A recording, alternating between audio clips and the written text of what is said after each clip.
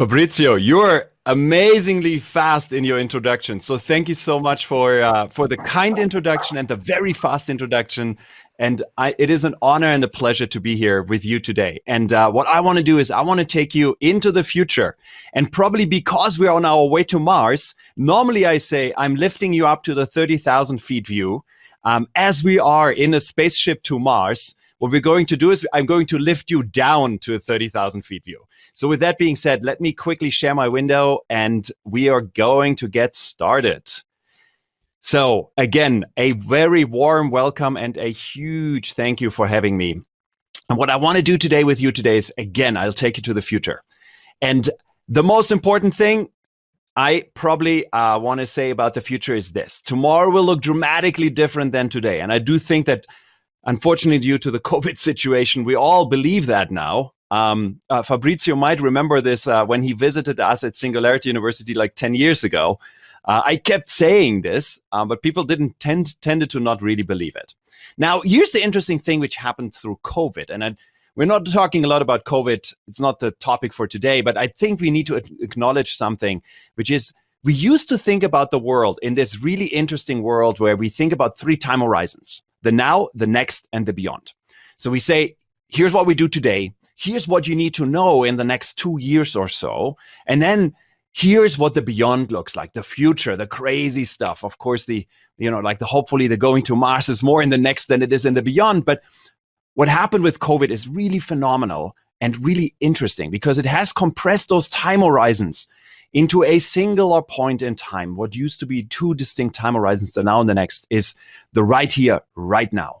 And what used to be beyond the 10-year out future is now the question of what happens beyond COVID. And that's really, from a futurist perspective, really interesting because it's very unique. It's something we haven't had happen before. Now, here's the second most important thing I can tell you about the future. And some people will probably disagree. But here's the thing. The future is invisible. We don't know what tomorrow will look like. Every once in a while, you find these futurists who will tell you, I know what tomorrow looks like. Let me tell you, they're lying. You can't know. And I should preface this with a little bit of a bit more like nuance. There's a concept called the cone of uncertainty. This comes out of the futurist community. I personally learned this from Paul Saffo, a dear friend and colleague of mine at Singularity University. And the idea is the following. Now, of course, when we say the future is invisible, of course, you have a very good sense what happens tomorrow. And you have a pretty decent sense what will happen in a week from now. And you have a decent sense what happens in a month from now. But the further out you go into the future, the wider your cone of possibilities becomes, the wider the option space becomes. And it's actually a pretty beautiful thing because it allows us to dream. It allows us to come up with the crazy ideas. And then inside of this cone of possibilities, you have a smaller cone of probabilities. These are the more likely outcomes, the most likely futures. And our role is, and I postulate this is true for every single one of you, we're all leaders. Our role as leaders is to identify the cone of possibilities in the future, to figure out what the cone of probabilities looks like, and then to chart our course through that cone.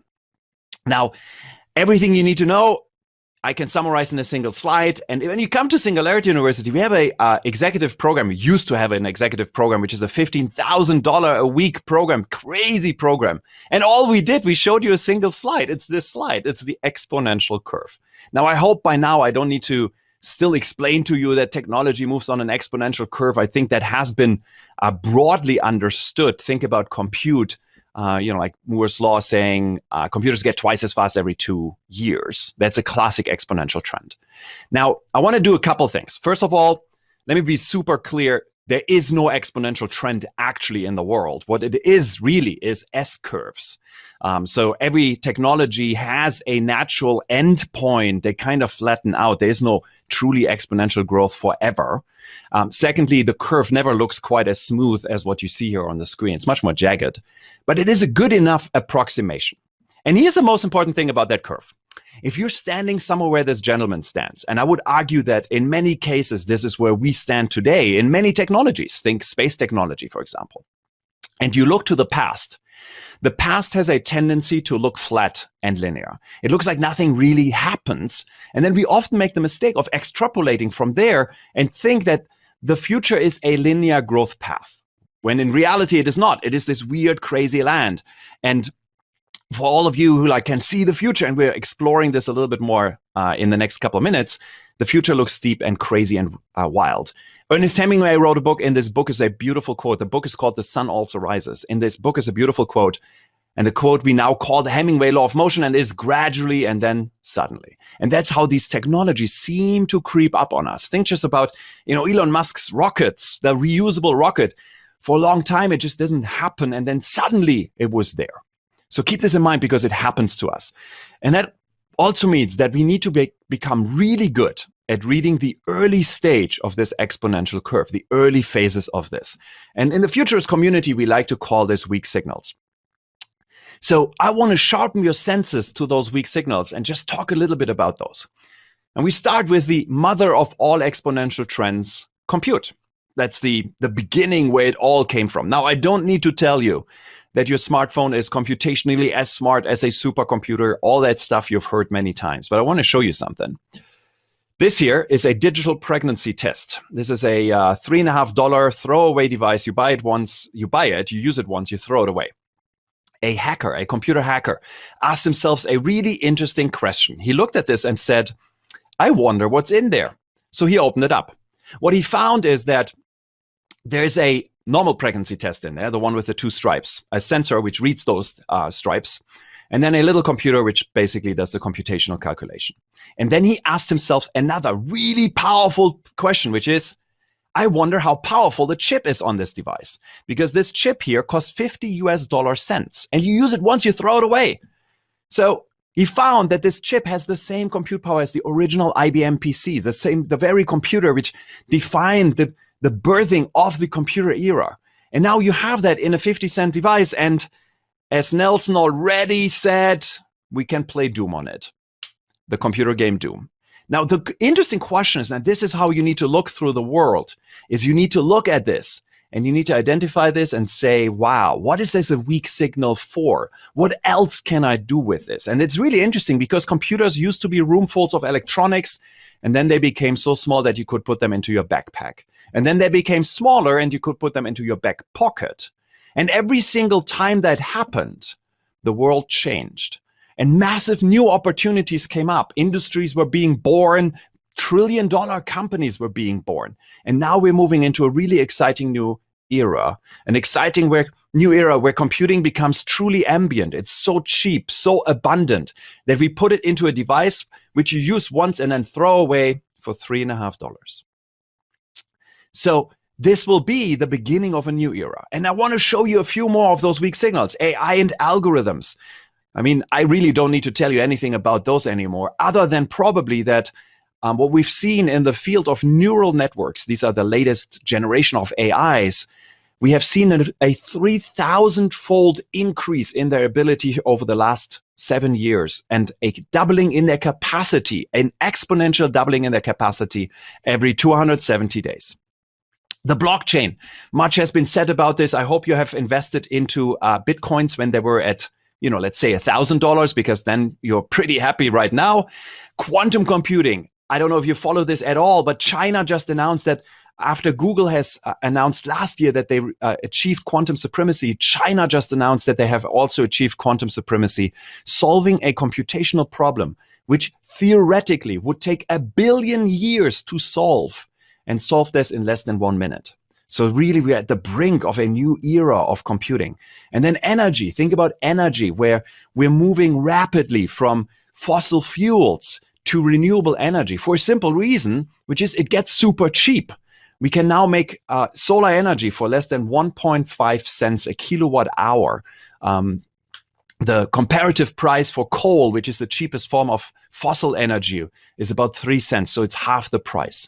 Genetic engineering. You hopefully have seen that the Nobel Prize in chemistry was awarded for CRISPR-Cas9, the gene editing technology.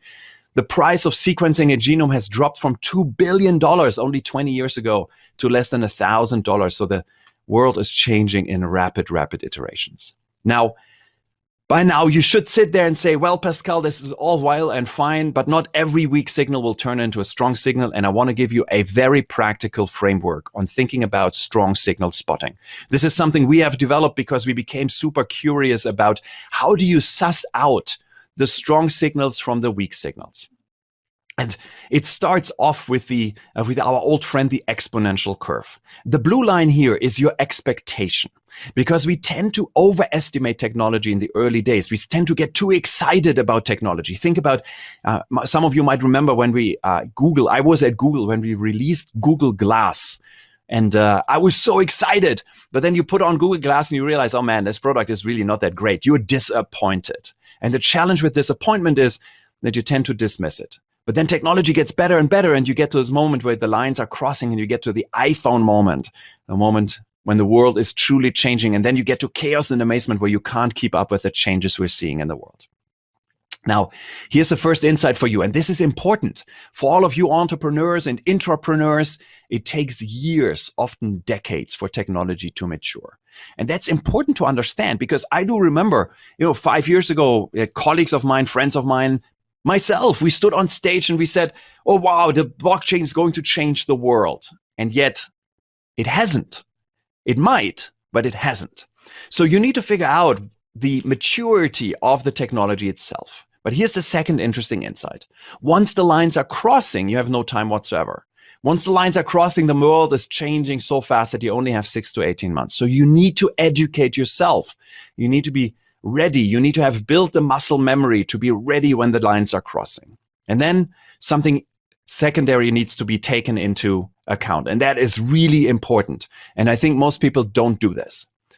The Germans have a word called Gestalt, which I absolutely adore. It's a very German concept. That word only exists in its facets in the German language. The definition of the word Gestalt is a collection of physical, biological, psychological, or symbolic entities that creates a unified concept. Quite frankly, only Germans can come up with something like this. I'm German, by the way. And it's also the only German word I know which is less than 24 characters.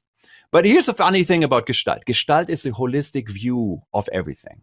And when you look at a technology, you always need to think about a weak signal. You always need to think about what are the factors which surround the technology, which I can't influence, but which either need to be true or need to be removed from a technology to be real.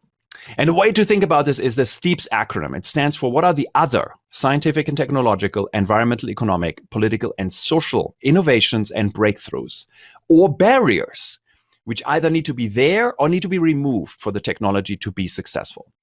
So you need to differentiate between the things you can influence, which is the maturity of the technology itself. This is the stuff you can drive, versus the things you cannot influence. Good example, think about cryptocurrencies. If you live in a country, and there are countries where the interaction, the dealings with cryptocurrencies are illegal. It doesn't matter how mature cryptocurrencies are. If you go to jail for using cryptocurrencies, you will not use them. So if you're an entrepreneur, you should not do something with cryptocurrencies in that country. Simple as that. But I find most people don't look at the Gestalt. So think about timing and Gestalt. And now the question becomes, is this sufficient? Do you only need to look at timing and Gestalt? And the answer is no, of course not, because you also need to look at the problem space. And the problem space is very simple. 3 factors you want to take into account. What is the frequency, density, and friction of the problem? Frequency, how often do you encounter the problem? Density, how much time do you spend in the problem space? Friction, how much pain does it cause you? Good example. We're getting into the holiday season, Christmas here in the United States. I am the Grinch. I don't like Christmas. My wife wants me to hang the Christmas decoration over the fireplace every single year. Now, you invent the Christmas hanging machine. You might even have the power, the technology, the robotics, all that stuff is there. But what is the problem space? How often do I encounter this? Once a year. Christmas is only once a year, at least for most people. Density. How much time do I spend hanging my Christmas decoration? Well, actually only about 10 minutes. Friction. How much pain does it really cause me, other than me bitching here on radio about it? Well, not that much. So you have a solution, but you don't have a problem. So when you walk through life, go and understand and look at those weak signals and apply this canvas which we have developed. Think about what is the timing and the gestalt, and what is the frequency, density, and friction of the problem space. I want to gift you, as my last comment, I want to gift you a question. And this is Guy Kawasaki. Guy Kawasaki is a dear friend of ours. He was the first evangelist at Apple, really phenomenal public speaker, a very interesting technologist, investor. And he gave me a question, which I think is the most powerful question you can ask of the future, which is, isn't that interesting? So as you go through life, as you go through today, and you see all the amazing other presenters talk about their specific areas of expertise, don't just look at it and say, yes, this is interesting and whatever. Ask yourself, isn't that interesting? Because that makes you take a digital pregnancy test, which costs $3, take it apart, put the game of Doom on it, and maybe, just maybe, create the next billion-dollar startup. So I leave you with a last quote. This is a dear friend of ours, Ron Shaik. Ron is a very successful entrepreneur. And I asked him, Ron, how did you do this? And Ron said to me, our approach has always been to discover today what will matter tomorrow, and then to transform our company into a future that is unfolding before us. And I think that's what we need to do. We need to figure out what matters tomorrow. And of course, the reason why you're here is hopefully because you want to know what's mattering tomorrow. And then you transform your company, your society, your family, whatever unit you want to put in here, into the future, which you now can see. The beauty of the future, it is unwritten. Every single day you can wake up, you will wake up, and you're going to write a single piece of the future. Now, this is an incredible opportunity, and it makes me very, very optimistic about the future. But it's also an obligation, because if you don't write the future, someone else will write it for you. And that, quite frankly, is a very terrible position to be in. Now, my last comment, if you want to be in touch, send an email to this email address. You will get back automatically an email from our little bot with my personal contact details, my LinkedIn, all that good jazz, as well as we'll add you to a network where we share all our latest research. This is a private community we have created for the people who want to be in touch with us. With that being said, it is an honor, pleasure. I wish you a wonderful start into this crazy day, which Fabrizio and the team have put together. And thank you so much for having me.